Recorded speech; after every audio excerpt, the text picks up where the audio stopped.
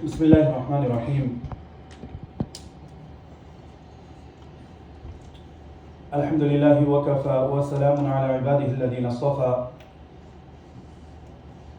أما بعد فأعوذ بالله من الشيطان الرجيم بسم الله الرحمن الرحيم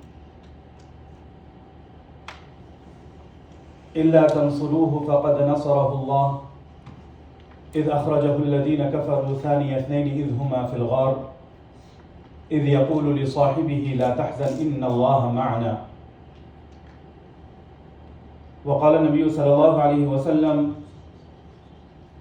لا يؤمن أحدكم حتى يكون هواه تبعا لما جئت به وقال عليه الصلاة والسلام لا يؤمن أحدكم حتى أكون أحب إليه من والده وولده والناس أجمعين أو كما قال رسول الله صلى الله عليه وسلم صدق الله العلي العظيم وصدق رسوله النبي الكريم ونحن على ذلك لمن الشاهدين والشاكرين والحمد لله رب العالمين اللهم صل على محمد وعلى آل محمد كما صليت على إبراهيم وعلى آل إبراهيم إنك حميد مجيد اللهم بارك على محمد وعلى آل محمد كما باركت على إبراهيم وعلى آل إبراهيم إنك حميد مجيد جزا الله عنا محمدا صلى الله عليه وسلم ما هو أهله اللهم آته الوسيلة والفضيلة وابعثه مقاما محمودا الذي وعدته واجزه عنا أفضل ما جازيت نبيا عن قومه ورسولا عن أمته وصل على جميع إخوانه من النبيين والصالحين يا أرحم الراحمين وبعد.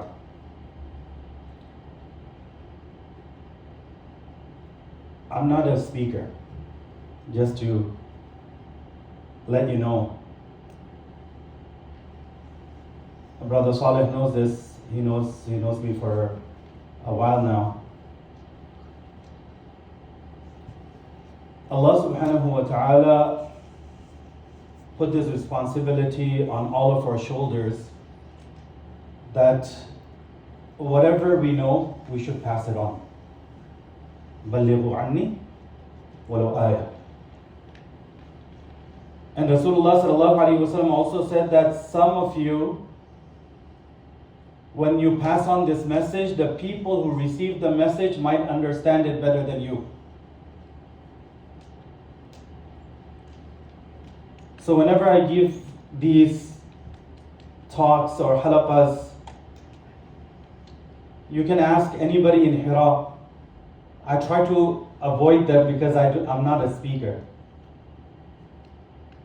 But I feel that it's our responsibility that when the opportunity presents itself, that whatever little we know, that we pass it on to you guys. MashaAllah, I see a lot of young faces. May Allah subhanahu wa ta'ala accept our gathering. May Allah subhanahu wa ta'ala make it beneficial for all of us in this dunya and more so in the akhirah. Ameen ya Rabbil Alameen. The short time that we have today till the Maghrib, I thought, why not talk about an incident which is considered to be the most important in the life of Rasulullah sallallahu alaihi wasallam. If somebody were to ask you, mashallah, this is for the youth, that what is the most important incident or event that took place in the life of Rasulullah sallallahu alaihi wasallam, what would you say?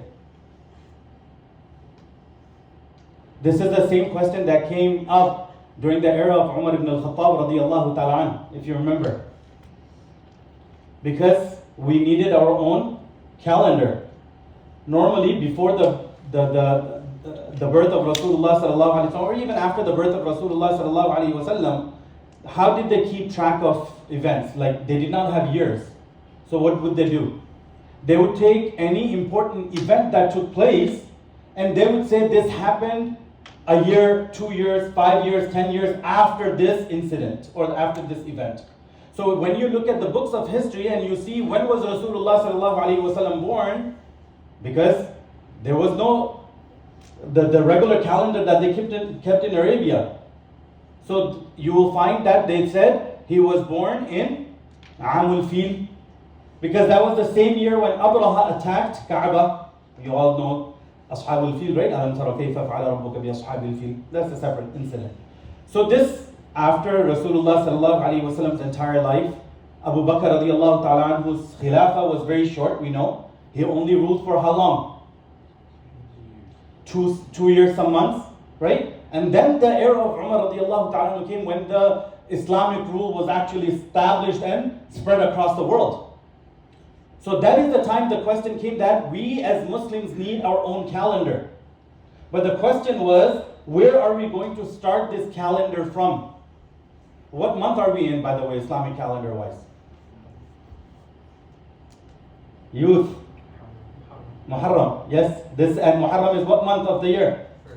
First month. Yes. So that's why I said, we can talk about the beginning of this calendar. So when Umar radiallahu ta'ala asked the Sahaba radiallahu anhum that when should we start the Islamic calendar from? What incident, what event? We could have started from the birth of Rasulullah sallallahu alaihi wasallam. Can you imagine anything greater than Rasulullah sallallahu alaihi wasallam coming into this world? What about when he received the first revelation? What about when Rasulullah sallallahu alaihi wasallam and the Muslims 313 fought against 1,000 in the battle of Badr? That was the first main battle, right? That the Muslims fought against the Mushrikeen. And then Uhud came. And then Khandaq came. Hudaybiyah came. Then Fath Makkah came. And then Rasulullah sallallahu alaihi wasallam's demise. Any of these incidents could have been used as the beginning of and the first year of the Islamic calendar. But what was used? Hijrah of Rasulullah sallallahu alaihi wasallam, his migration from Makkah al-Mukarramah to Madinatul Munawwarah. That's why we call it what? Hijri calendar, right? Because it starts from the year Rasulullah sallallahu alaihi wasallam did his hijrah. Hijrah in Arabic, it means to migrate, right? So that's why Muhajirin are those people who migrated. And Ansar are the ones that helped the Muhajirin when they migrated from Makkah to Medina. So when we look at Hijrah itself, okay? Before I talk about Hijrah itself, let's see what led up to Hijrah. Again, we're not, it's too lengthy, obviously we're not trying to cover the entire seerah in this 45-minute talk, but let's take a few years back. You have in the 7th year of Nubuwwah, 7th year after Rasulullah sallallahu alaihi wasallam received the first revelation, what happened? A big incident took place, which was what? That they were put in Shi'b Abi Talib in the 7th year of Nubuwwah, meaning that all the Muslimin from Makkah to Mukarramah were taken and they were imprisoned in a valley which was owned by Abu Talib, the uncle of Rasulullah sallallahu alaihi wasallam. And they put a notice on the Kaaba, and anything that was attached to the Kaaba was considered sacred. This is the house of Allah. So when they put it that the Muslims will not be dealt with, you cannot buy and sell with them, you cannot marry with them, you cannot do any transactions with them, you cannot even provide any food to them. And the Muslimin, they had to gather their families and they went in Shi'b Abi Talib in this valley, which was some distance away from Makkah. SubhanAllah, can you imagine 3 years from the 7th till the 10th? It comes in the books of Seerah and in the Hadith that the struggles were so much. The children, especially the young ones, there is no food. They're crying. Elderly, they're dying because there is no food. There was some, mashallah, either they were Muslims and they were hiding their Islam, or they had not accepted Islam yet, but they still felt the pain of the Muslimin. They would try to sneak in some food whenever they could, in the middle of the night, in the the darkness of the night. They tried to get some food and some water to the Muslimin. 3 years. SubhanAllah, we cannot live without our phones for 3 hours. If I leave my phone at home, I will drive back 10, 15, 20 minutes away, even though I'm going for half an hour. But I said, no, I need my phone, and then we go pick up our phone and go back to whatever we're doing, and then finish that half an hour and go back. We cannot stay away from our phones for half an hour.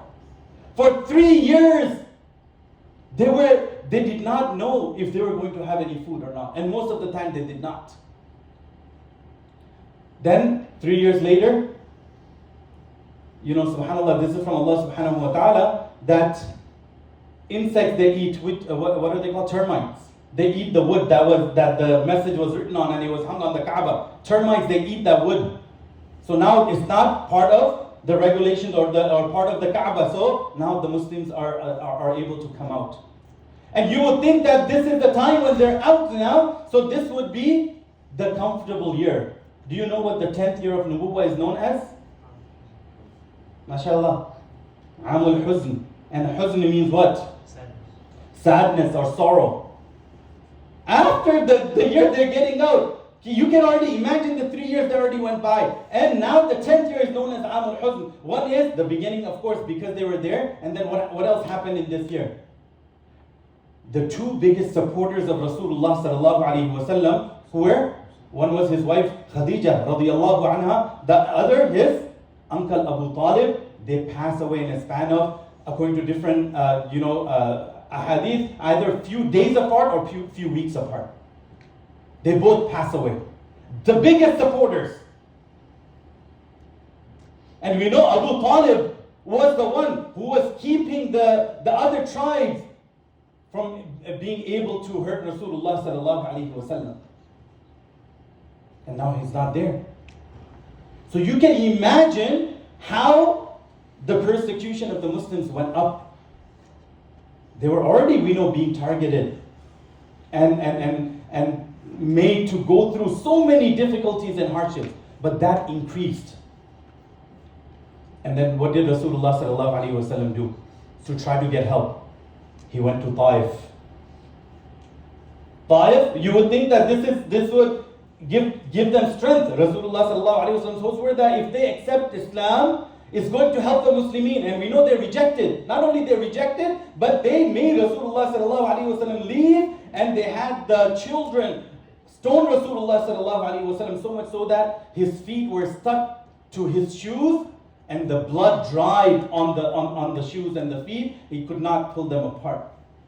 That's how much blood was coming out of the body of Rasulullah sallallahu alaihi wasallam. Even when he left Taif and he stopped, and we know the Utbah and Shayba, they were, you can say, one of the biggest enemies of Islam. And even they felt sorry for Rasulullah sallallahu alaihi wasallam. He rested in their garden. They told their servant to go take food to Rasulullah sallallahu alaihi wasallam.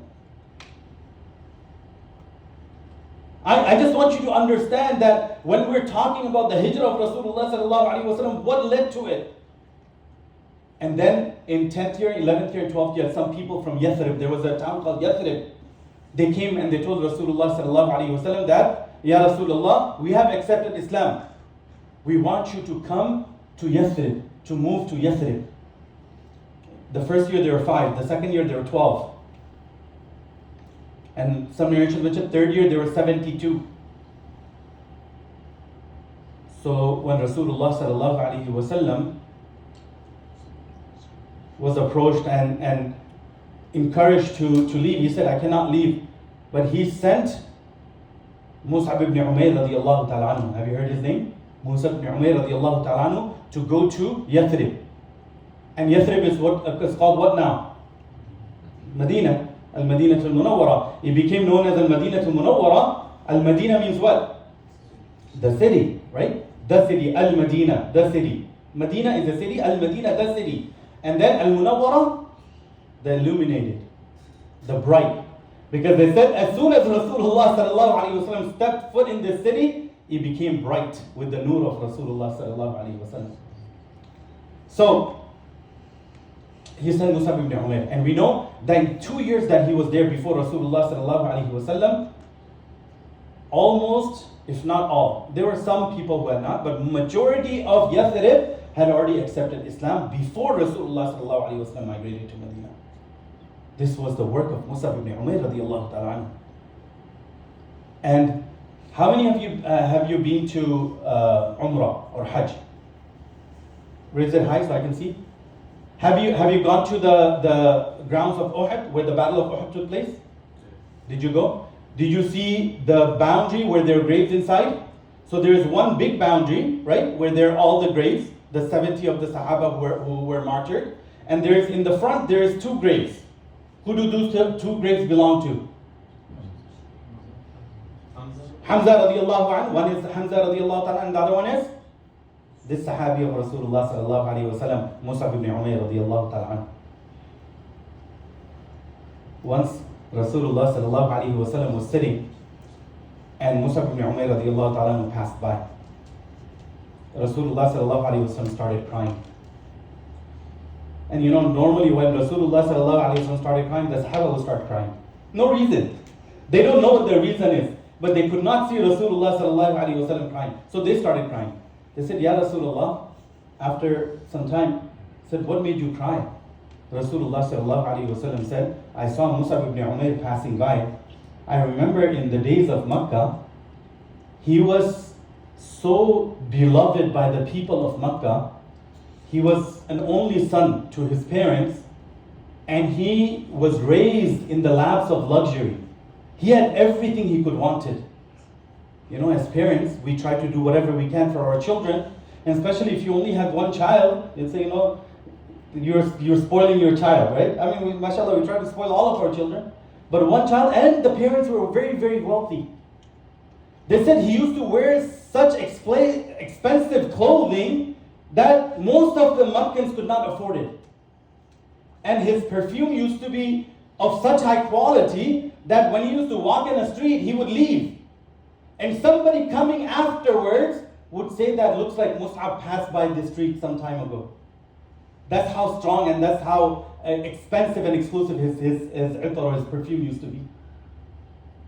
And he said to Rasulullah sallallahu alayhi wa sallam said, today I see him, that he's walking and he has two pieces of cloth on him and they have patches on them. He left all of that luxury for the sake of Allah subhanahu wa ta'ala. And when Rasulullah sallallahu alayhi wa sallam in the battle of Uhud, when he saw him, he had one sheet on him. When they were using that for his coffin, for shrouding his body, to bury him, they said the cloth was not big enough to cover his entire body. When they would cover his face, his feet used to be exposed. When they would pull it down to cover his feet, his face used to be exposed. Rasulullah sallallahu alayhi wa sallam said, cover his face with the sheet and put some leaves on his feet. This is the person who gave up the life of luxury. If you were to take it in nowadays, the best cars, the best houses, the best friends and everything. For what? Because he knew the importance of deen and importance of Islam. If one of the questions on the day of judgment, Rasulullah sallallahu alayhi wa sallam said, there will be 4 questions asked. لا يزال قدم عبد حتى يسأل عن أربع. That a person will not be able to move from his place. All of us will be standing before Allah right on the day of judgment. No one will be able to move from his place until they answer 4 questions. عن عمره فيما أفناه وعن شبابه فيما أبلاه وعن ماله من أين اكتسبه وفيما أنفقه وعن علمه ماذا عمل فيه. Where did you spend your life? Where did you spend your youth? Where did you earn money from and where did you spend it? And how much did you practice upon the knowledge that you had? If you look at it, the first 2 questions, when you talk about life, the entire life, is youth part of that life? Yes, but Allah will specifically ask you about your youth. About the entire life, but specifically about the youth. That's why when Rasulullah sallallahu alayhi wa sallam said, سَبْعَةٌ يُظِلُّهُمُ اللَّهُ فِي ظِلِّهِ يَوْمَ لَا ظِلَّ إِلَّا ظِلُّ. That 7 types of people will be under the arsh, under the throne of Allah, under the shade of Allah, when there will be no shade except for the shade of Allah. We know the sun will be only a handspan away. And everyone will be sweating according to their sins. Some people will sweat up to their ankles. Their own sweat. This is subhanallah. That's why Rasulullah sallallahu alayhi wa sallam said, the people who are destined to go into hellfire, they know they're going to hellfire, but the severity of the day of judgment will be such that they will go to Allah. They say, Ya Allah, we cannot take this day anymore. Send us to hellfire. They do not know what's waiting for them, but that day itself will be so difficult. Some people sweating up to their ankles, some up to their knees, some up to their waist, some up to their chest. Some will be submerged in their own sweat because of the sins their sins were over their heads. But Rasulullah sallallahu alayhi wa sallam said, one of the people who will be under the arsh of Allah, meaning that you will not sweat because you're under the shade of Allah's throne. شَابٌ نَشَأَ فِي عِبَادَةِ اللَّهِ. شَابٌ نَشَأَ فِي عِبَادَةِ اللَّهِ. Shab, a youngster. All of you guys, mashallah. I'm not saying we're old, but mashallah, they're the younger generation, our future. شَابٌ نَشَأَ فِي عِبَادَةِ اللَّهِ. A youngster who spent his youth in worshipping Allah subhanahu wa ta'ala.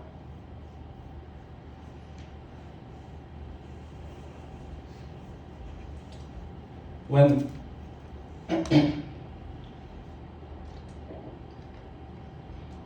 he said Musab ibn Umair, they accepted Islam. And then we know Rasulullah sallallahu alayhi wa sallam, in the 13th year of Nubuwwah, Allah subhanahu wa ta'ala gives him permission to go. Before that, he gave permission to the Muslimin. And we know some of the Muslims, they went. Some of them had difficulty going. Some of them were it was easy for them to go. Like for example, there were a Sahabi by the name of Suhaib ibn Sinan. Have you heard his name? You probably heard it, Suhaib al-Rumi. Have you heard Suhaib al-Rumi? Yeah, his name was Suhaib ibn Sinan. He was fair-skinned. He had blonde hair. Okay? He was from Rome. It's called a Rumi. He was Roman. He was captured. His father used to be a priest in the Roman Empire, and he was captured by the Persian Empire and sold as a slave, and then going all over the world, he was sold from one person to another. He ended up in Mecca. And he was able to earn enough money to buy his freedom. And because he had seen the world, he was able to create wealth for himself. When he heard that Rasulullah sallallahu alaihi wasallam gave permission to migrate to Yathrib, to Medina, he started leaving. Some people, they saw him that he's migrating. And they did not like it when people were leaving. So they started chasing him. They started running after him. So he went, after some time, he went up on a small hill, and then he yelled down. He said, "You know that I'm a good archer. So as long as I have a single arrow, I'll keep on fighting you. And when I run out of arrows, I still have my sword. And I'll fight with my sword until either I kill all of you or I die myself. Or the other option is I have a lot of wealth in Makkah that I have gathered over the years. And I have hidden it somewhere. If you let me go, I will tell you where it is and you can go and have all that wealth to yourself." What do you think they chose? They said, "Okay, tell us where it is." So he told them where the wealth is. They left. He came to Medina. Rasulullah sallallahu alaihi wasallam, he was in the masjid. When he saw him coming, he said, "Rabihat tijaratun ya Suhaib." He said, "Your business transaction was very profitable. Your business transaction that you did, tijara is what? Business, right?" He said, "Rabiha." Rabih in Arabic, it means profit.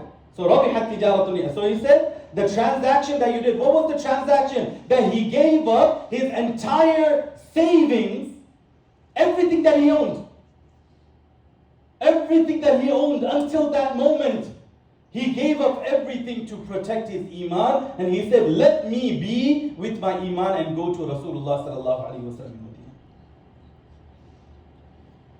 So when Rasulullah sallallahu alaihi wasallam was informed by Allah subhanahu wa ta'ala that he could migrate, what did he do?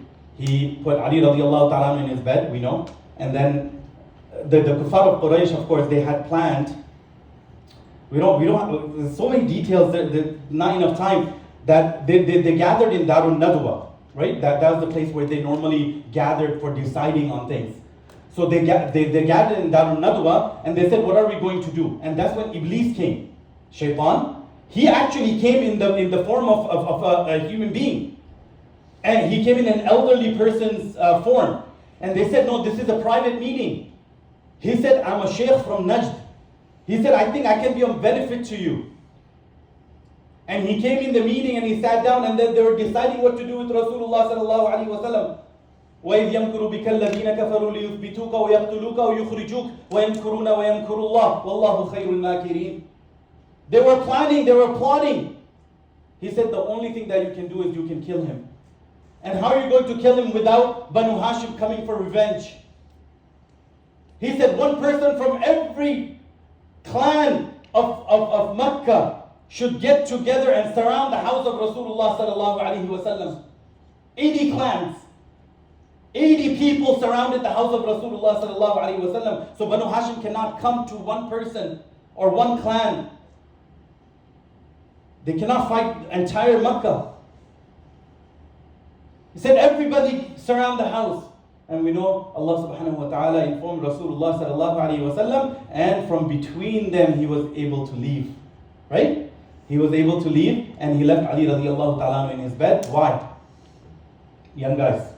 Yes? To return back all the trusts that he was left with. So even though they did not believe in Rasulullah sallallahu alaihi wasallam as a messenger, as a prophet of Allah, they still entrusted him with their valuables. So he still had the wealth of the people of Makkah, their valuables in his possession. He was like a vault. He was like a bank. He was holding their valuables for them. So he said, stay here to Ali radiallahu ta'ala, and after I leave, give everybody their valuables back, and then come and join me in Medina. Anyways, so he goes to the house of Abu Bakr radiallahu ta'ala, we already know this. And then Abu Bakr radiallahu, he's excited because he was waiting for Rasulullah sallallahu alaihi wasallam. So the first thing he says, Allah, Rasulullah sallallahu alaihi wasallam told him, Allah gave me permission to leave. He said, As-suhba ya Rasulullah, can I join you? Can I be your companion? He said, yes. So they leave, and we know that they stay in what cave? What is the cave called? Thawr, right? The mountain of Thawr. They go and they hide in that small cave. And we know the son of Abu Bakr radiallahu ta'ala would bring them food. So they hid there for 3 days. Now this is the point that I want to make. We have about 20 minutes left. When the Makkans, they found out the next day in the morning, when they looked that it was not Rasulullah sallallahu alayhi wa sallam, it was Ali radiallahu ta'ala anhu. What did they do? They said, we want them alive or dead. We want to catch them. And they put a bounty on their heads. What was the bounty?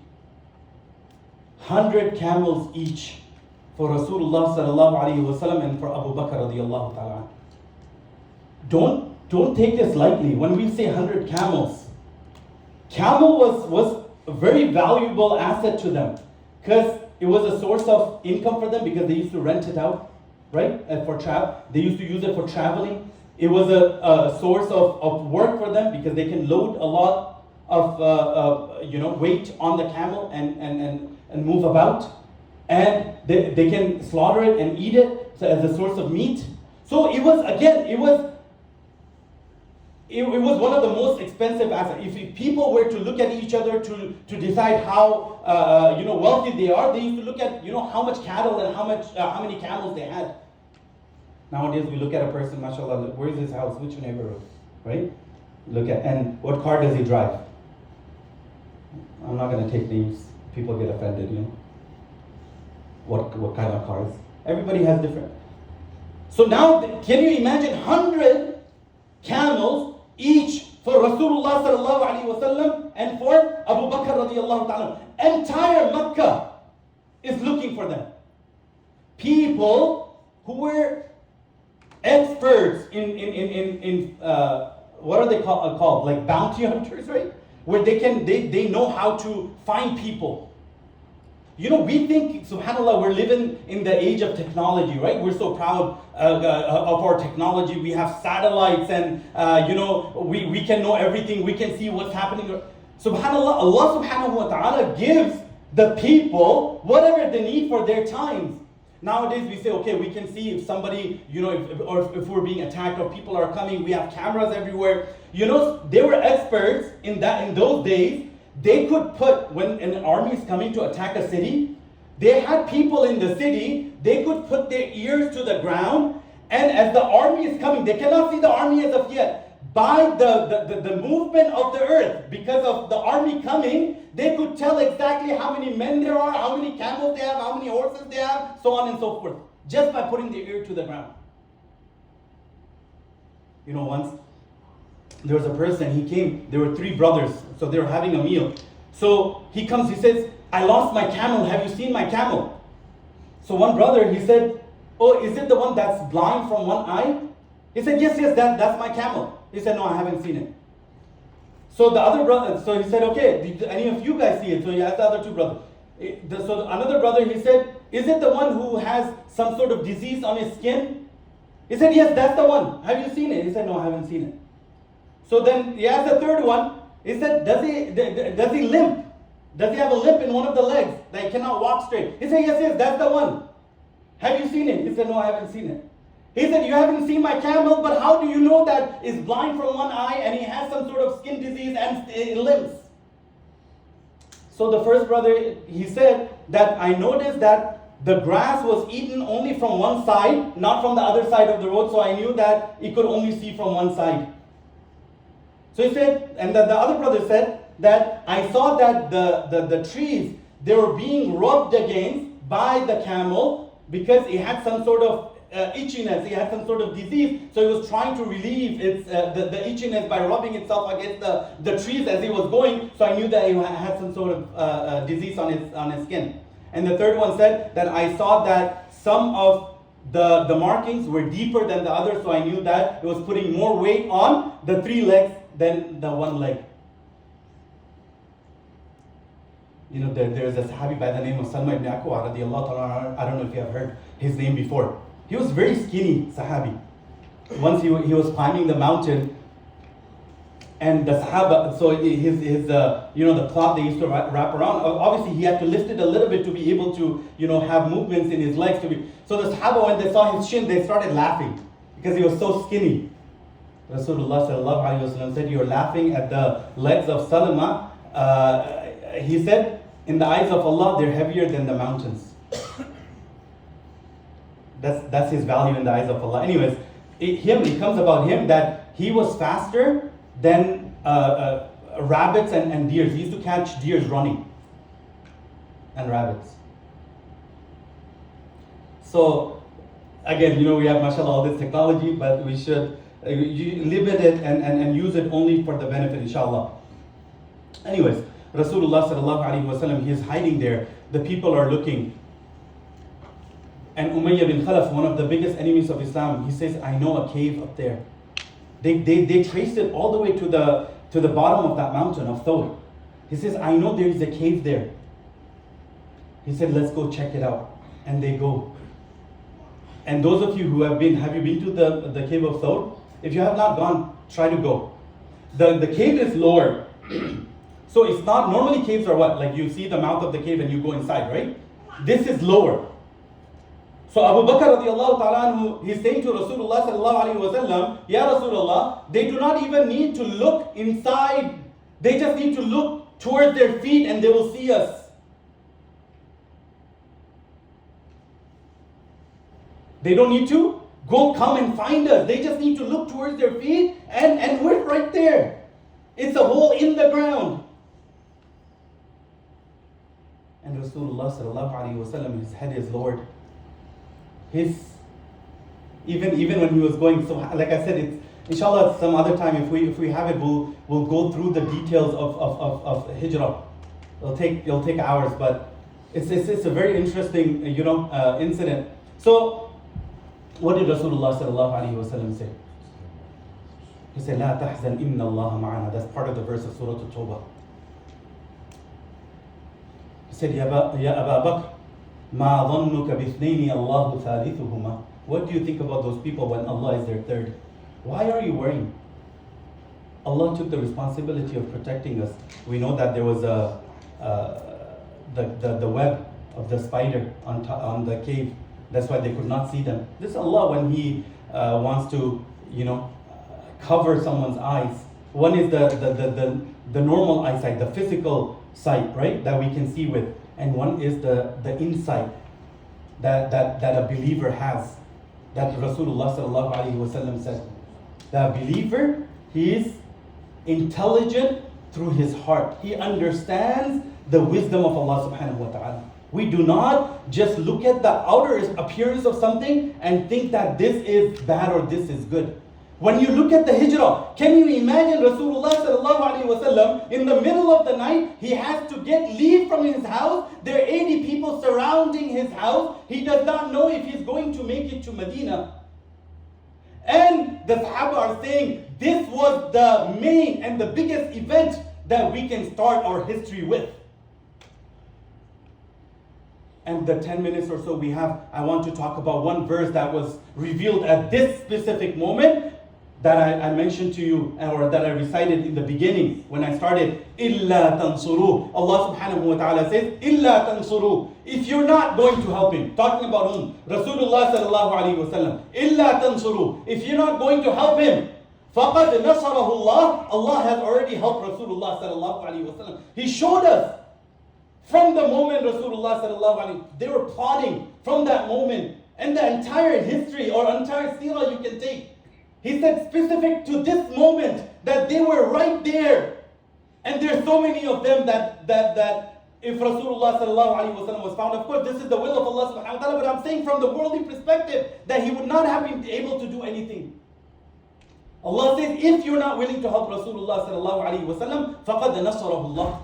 You know, everything in the life of Rasulullah sallallahu alaihi wasallam helped Rasulullah sallallahu alaihi wasallam. He's walking. He said during the incident of Taif we talked about. He said, when I was walking, I noticed a cloud coming and shading me from the sun on that day. As he's walking, if the plants would come and say salam to Rasulullah sallallahu alaihi wasallam. Sayyidatuna Aisha radiyallahu ta'ala anha says, this hadith mentioned in Musnad Ahmad, that we had a goat in the house. What do goats do? Make noise, right? All the time, all day, all night long. She said, I swear by Allah, as soon as Rasulullah sallallahu alaihi wasallam entered the house, the goat would not make a single sound until Rasulullah sallallahu alaihi wasallam left, because it did not want to become the means of hurting Rasulullah sallallahu alaihi wasallam's feelings. A goat. Once, this hadith is mentioned in Muslim. Sayyidina Jabir radiyallahu ta'ala says, we were traveling, we were returning from one of the journeys, and Rasulullah sallallahu alaihi wasallam needed to use the restroom. It was just open ground. There was no place for him to go behind and use the restroom. He saw two trees, one tree on this end of the open ground and one on this end. Jabir radiallahu ta'ala says, Rasulullah sallallahu alayhi wa sallam said to me, Jabir, go tell the trees to come together so I can use the restroom behind it. Jabir radiallahu ta'ala says, I went to the tree. Where's the ear? Where should I say it? He said, this was the command of Rasulullah sallallahu alayhi wa sallam. He said, I said that Rasulullah sallallahu alayhi wa sallam is telling you to come together because he needs to relieve himself. He said, before I finished my sentence, the ground opened up and the trees came together. Rasulullah sallallahu alayhi wa sallam went behind it, used the restroom, and then the trees went back to their places. إِلَّا تَنْصُرُوا فَقَدْ نَصَرَهُ اللَّهُ. If you're not willing to help Rasulullah sallallahu alayhi wa sallam, Allah has already shown and helped Rasulullah sallallahu alayhi wa sallam. When Rasulullah sallallahu alayhi wa sallam, if you remember, when he was returning from Tabuk, the battle of Tabuk, even the battle itself did not take place. The journey was really difficult for Rasulullah sallallahu alayhi wa sallam and the Muslimin. When they were returning, they're hungry, they're thirsty, there was not enough food, not enough supplies. One Jewish woman invites Rasulullah sallallahu alayhi wa sallam and the Muslims for food. They come. She presents meat. Everyone is so hungry, but they're waiting for Rasulullah sallallahu alaihi wasallam to take the first bite before they take it. Before they start eating, Rasulullah sallallahu alaihi wasallam picks up a piece of meat, takes a bite, and then the Sahaba pick up, and Rasulullah sallallahu alaihi wasallam says, "Stop! Don't eat." All the Sahaba put it down. One Sahabi had already eaten. He said, "Call the woman." The Jewish woman came. He said, "What did you do to this meat?" She said, "I poisoned the meat." He said, "Why did you poison the meat?"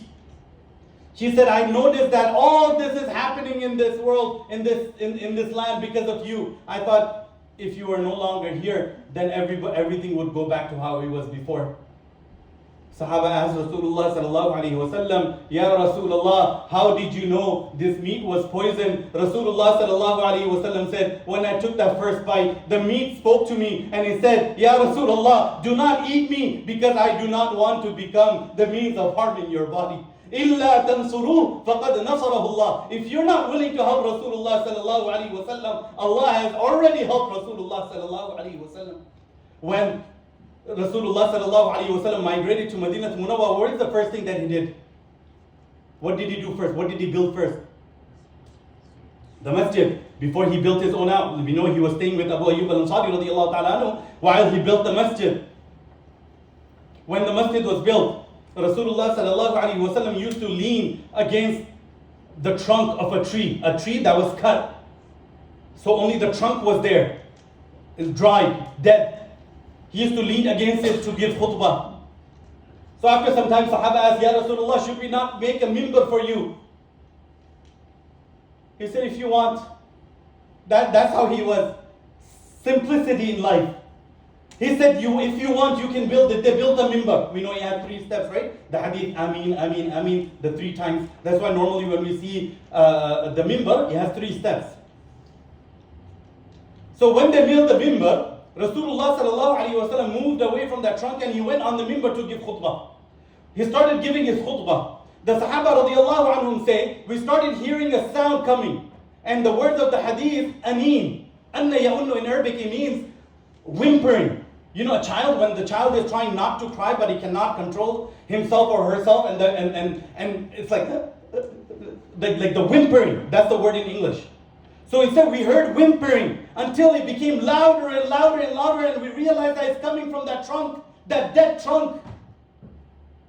Rasulullah sallallahu alaihi wasallam stopped his khutbah. In the middle of his khutbah, he came down from the minbar. He went to the trunk of a tree and he said something. Then the tree slowly calmed down. Rasulullah sallallahu alaihi wasallam came back on the minbar and he said, that dead trunk, it was saddened that I would not be leaning against it anymore. Wallahi, if I did not go and console it, it would have cried till the day of judgment. إِلَّا تَنْصُرُوهُ. If you're not willing to help Rasulullah sallallahu alaihi wasallam, فَقَدْ نَصَرَهُ اللَّهُ. Allah has already helped Rasulullah sallallahu alaihi wasallam. Let me end with this. When Rasulullah sallallahu alaihi wasallam, he went for Hajjatul Wada', one and only Hajj that he did. Rasulullah sallallahu alaihi wasallam, we know how many camels did he slaughter? 100 camels he slaughtered. 63 of them he did with his own blessed hand, and the rest of them Ali radiallahu ta'ala anhu slaughtered. The 63 camels, pick up the books of hadith, they say that every time he would slaughter one camel, there are many more that would rush to come to Rasulullah sallallahu alaihi wasallam to be slaughtered by his hand, because they knew what it meant to be slaughtered by the blessed hands of Rasulullah sallallahu alaihi wasallam. إِلَّا تَنْصُرُوا فَقَدْ نَصَرَهُ اللَّهُ. You do not want to help Rasulullah sallallahu alaihi wasallam. Allah has already helped Rasulullah sallallahu alaihi wasallam. Let me give you 2 advices before we end. How do we help Rasulullah sallallahu alaihi wasallam in this day and age? Number 1, bring the sunnah of Rasulullah sallallahu alaihi wasallam into our lives. I hear a lot of youngsters say, it's only a sunnah. It's not only a sunnah. It is a sunnah, because that is the best way of doing that action. Because if it was another way, a better way, then Allah would have given that way to Rasulullah sallallahu alaihi wasallam to leave a legacy till the day of judgment, that this is the best way of doing this action. So when we say it's only a sunnah, this is disrespect to Rasulullah sallallahu alaihi wasallam. If you want to follow it or not, that's something different. Don't say it's only a sunnah. And number 2, send salat and salam on our Habib Muhammad Rasulullah sallallahu alaihi wasallam. As Rasulullah sallallahu alaihi wasallam said, Man salla alayya wahidatan, sallallahu alayhi biha ashra. That when a person sends 1 blessings on me, Allah sends 10 blessings on that person. We make dua that may Allah subhanahu wa ta'ala give us the true love of Rasulullah sallallahu alaihi wasallam. Fill our hearts with the nur of iman. May Allah subhanahu wa ta'ala guide us to Sirat al-Mustaqim. Keep us steadfast on Sirat al-Mustaqim. Give us death on Sirat al-Mustaqim. May Allah subhanahu wa ta'ala give all of us death with the kalima la ilaha illallah. And may Allah subhanahu wa ta'ala reunite us in the company of Rasulullah sallallahu alayhi wa sallam in Jannatul Firdaus.